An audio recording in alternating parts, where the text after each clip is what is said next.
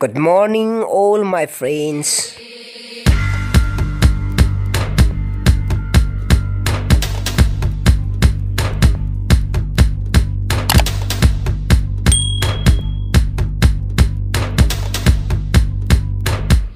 चड्ढा समझाओ इसे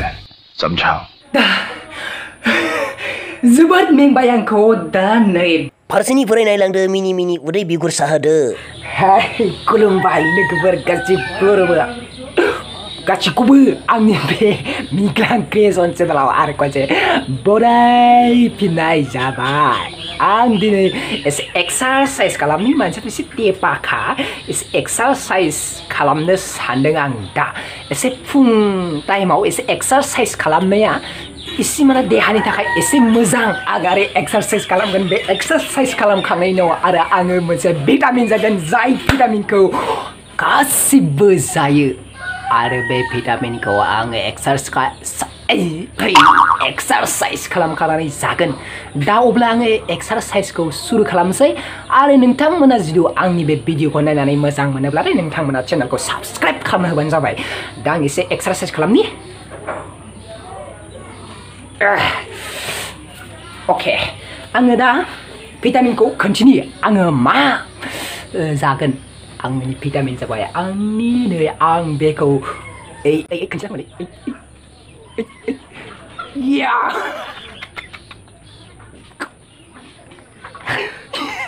बेनो जाहैबाय आं एक्सारसाइज खालामखांनानै जागोन बेखौ आं एसे एक्सारसाइज खालामगोन र' बेनो जाबाय भिटामिन सि आरो मा भिटामिन दं बेयाव आं मिथिजोबा बेखौ जाबाथाय एसे माने देहाफोरा एसे माबा जायो बारा जानाङा एक्सारसाइज खालामनायनि सिगां खायसे जानाय खिनि बेखौ बारा जानाङा जाय बिथांमोना खस्थ' खामानि मावो जाय बिथांमोना जिम खालामो जाय बिथांमोना सानसेयाव देहाखौ बिराद बिराद खामानि मावो बिथांमोना बेखौ थाइनै बा थाइथामल' जानांगौ बारा जानाङा बारा जाबाबो अमा जायो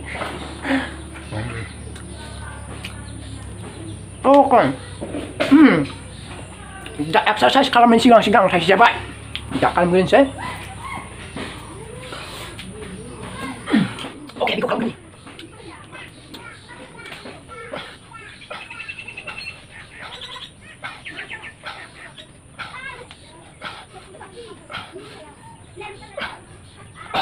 oke जाबाय दानिया आरो मा खालामनांगोन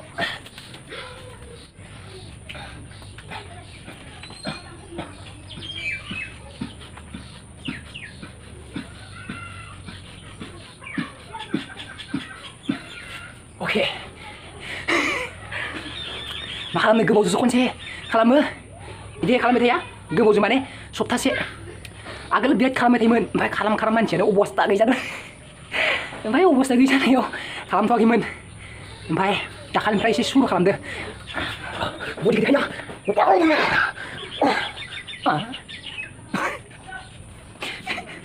लाजिबिसों oke ya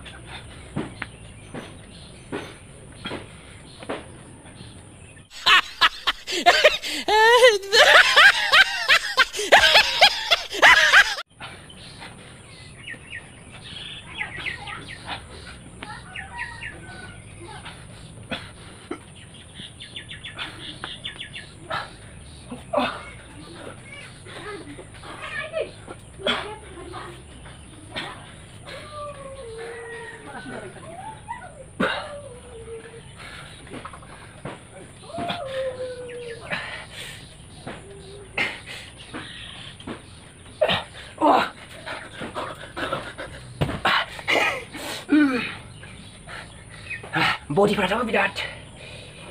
जन सेनानि बायदि एसे थिगानो दं बडियाथ' बारा नाङा आंनो बारा मोदोमखौबो नाङा एसे मोदोम जाबानो जाबाय आरो एसे खालामगोन लासैनो मोदोमखौ खालामलांनांगोन एसे लासैनो दा एसे फिसाथ' लासैनो एसे गोथाव बुस्थु जाबा बांसिन गोथाव बुस्थु जाबाथाय लासैनो फैगोन आं सिन्था खालामाखै बेखौ आबार एसे टेनसन लायाखै फैगोन लासैनो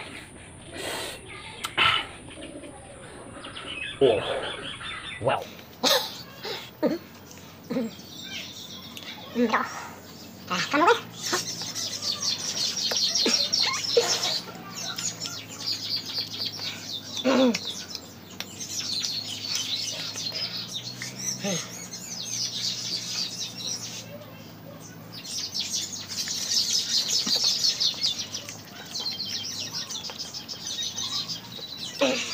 दा थालिरखौबो बारा जानो हाया जाय बिथांमोना पेट लाखा जाय बिथांमोना डायबेटिस बेराम दं बेखौ थालिरफोरखौबो बारा जानो हाया आरो जाय बिथांमोना जिम खालामो आरो एक्सारसाइज खालामो बिथांमोनाबो बारा जानाङा ओरैनो थाइनै बा थाइथाम बिदिल' बिनि बारा जानाङा सिक्स पेकफोराथ' हायांजो सिक्स पेक कामिं सुन सिक्स पेकआव हागोन ना सोरबा आंजो six pack नुवाखैबा नायनाला six pack खौ आरो एसे आं हिप हप डेन्स मारिनि एसे ब्याम सिखायनाय बाजोनो एक्सारसाइज खालामनाय बाजोनो हिप हप डेन्सखौ मारिनोसै अके अब्ला डेन्स एक्सारसाइजखौ आं सुरु खालामसै रेडी साउन्ड टेक 7 एक्शन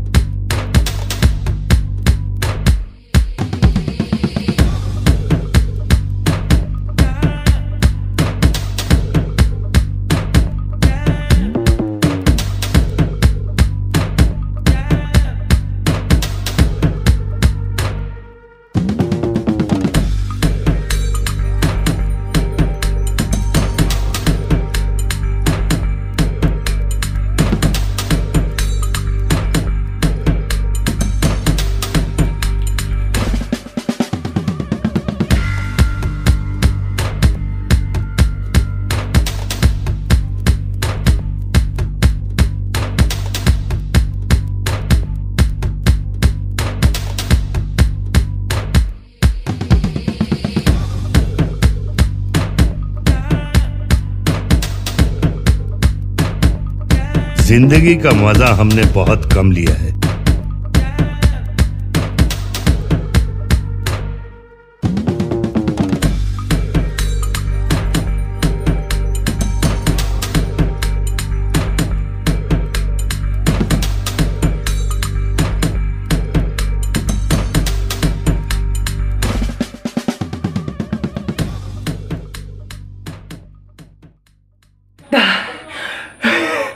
जोबोद मेंबाय आंखौ दा नैबे ये केला है उसको मैं खाऊंगा वाह दा मेंबाय नालाय एक्सारसाइजखौ खालामबाय आङो एक्सारसाइजखौ खालामखांबाय दा एसे भिटामिनखौ जानांसै